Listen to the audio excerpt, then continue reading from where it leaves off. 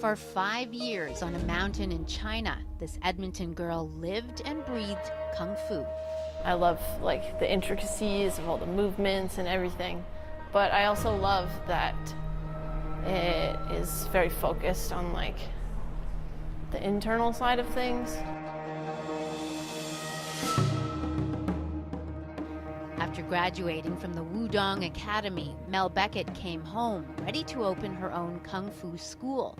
But a few months later, in May 2015, a horrible headache.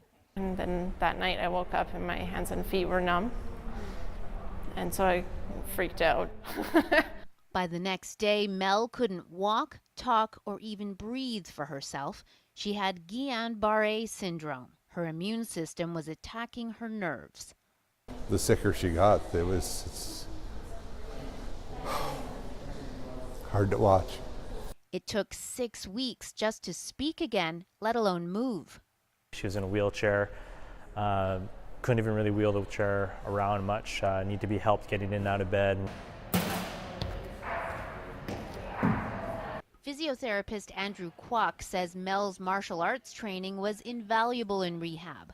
Despite the pain, she was disciplined, driven, yet always realistic. Just right from the get-go was understanding that she might need a wheelchair for the rest of her life, that type of thing, and didn't let any of it faze her. There's always the possibility that you're not going to fully recover, and you don't know. So you really have to decide, I guess, how hard you're going to push yourself to get better. This is harder than I thought it was going to be. That attitude influenced other patients and eventually other students.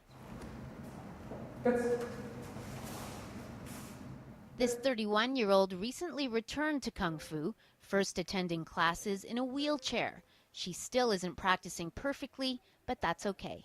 I do this thing when I get tired where I get a little bit of toe drag and I'll catch my toes on the floor and I just like fall down, and it's like this big dramatic thing.